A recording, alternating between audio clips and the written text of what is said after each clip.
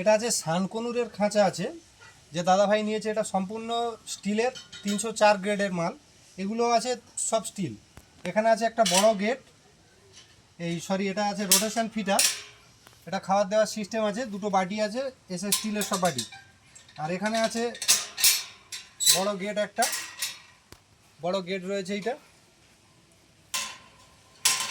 আর এই ধারে আছে একটা ছোট গেট, এধারে ছোট গেট রয়েছে, এটা আছে 8 ইঞ্চি বাই 1 ফুট।